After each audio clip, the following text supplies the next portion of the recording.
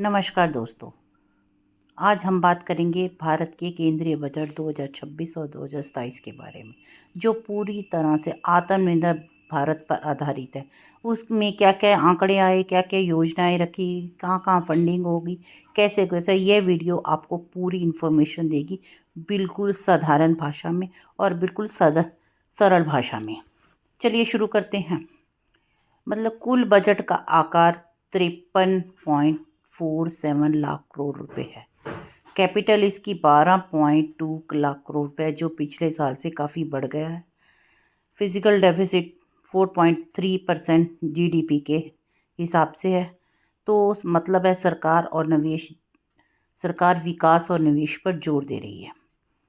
पहले आत्मनिर्भर भारत में एमएसएमई पर काफ़ी ज़्यादा जोर दिया गया है।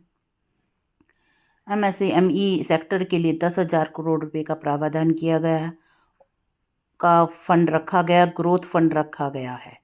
और आत्मनिर्भर भारत कोष के लिए 2,000 करोड़ रुपए की अतिरिक्त राशि भी रखी गई है। ये छोटे आयोगों के लिए जो कि उद्योगों को ताकत देने के लिए लोन देंगे, ग्लोबल मार्केट तक पहुंचाएंगे, काम करेंगे। उसके बाद मैन्युफैक्चरिंग और टेक्नोलॉजी के लिए सरकार ने PLI स्कीम की योजनाओं को लेकर आई है। मॉडर्न टेक्नोलॉजी का समर्थन किया है। होलसेल इलेक्ट्रॉनिक्स पर, बायो फार्मा पर सबसे ज़्यादा जोर दिया है। बायो फार्मा पे 10,000 करोड़ रुपए का प्रावधान रखा गया। अत्याधुनिक मैन्युफैक्चरिंग बढ़ेगी। मेक इंडिया पर सबसे ज़्यादा प्रावधान दिया गया। आयात कम किए जाएंगे, रॉ मटेरियल अपने यहाँ से यूज़ किया जाए, उत्पादन पर अधिक से जोर दिया गया है। इसमें जो है अब रक्षा बजट और आत्मनिर्भर कैसे होंगे। और डिफेंस मिनिस्ट्री पे 7.85 लाख करोड़ रुपए दिए गए हैं, जो केंद्र सरकार के कुल बजट का 14.7% का हिस्सा है। स्वदेशी जितने भी हमारी डिफेंस की है, स्वदेशी उत्पादन पर जोर दिया है। अपनी सुरक्षा के लिए ज़रूरतें खुद ही पूरी करेंगे, आयात कम होंगे इससे, और हमारा रोजगार बढ़ेगा।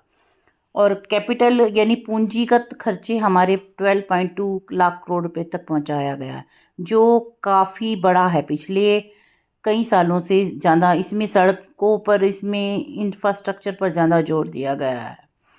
जैसे सड़कों में सुधार हो, हाई स्पीड रेल कॉरिडोर हो, इंडस्ट्रियल कॉरिडोर बने, जिससे ज़्यादा से ज़्यादा लोगों को रोजगार मिले और हमारे नए नए प्रोजेक्ट लाकर देश में मैन्युफैक्चरिंग बढ़ाकर आत्मनिर्भर बना जा सके। कृषि और ग्रामीण आत्मनिर्भरता पर भी हमारा कृषि बजट को 3 to 7.4% तक बढ़ा दिया गया है।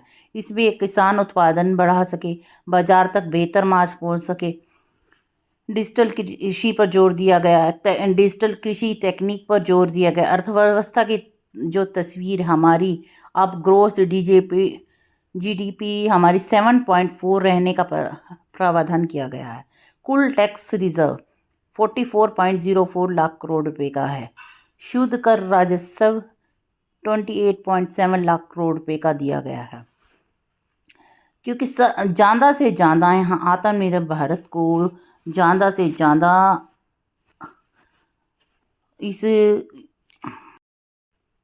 ज़्यादा जोर दिया गया है।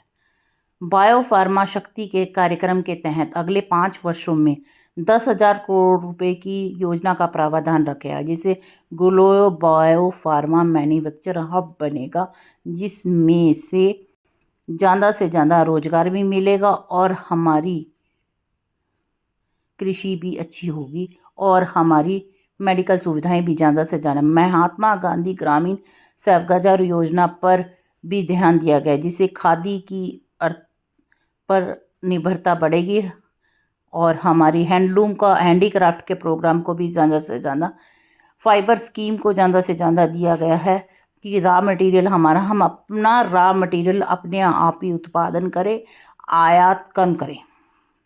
छोटे छोटे दुकानदारों पर भी ज़्यादा जोर दिया गया, घर से शुरू होने वाले बिजनेस को भी और महिला उद्यमियों को भी आगे से बढ़ाने के लिए इस बजट में मतलब ज़्यादा से ज़्यादा प्रावधान किए गए हैं। युवाओं को भी ज़्यादा से ज़्यादा लोन देने के लिए नहीं, स्टार्टअप के लिए प्रोत्साहित किया गया है। हमारी ये छोटी सी वीडियो आपको कैसी लगी?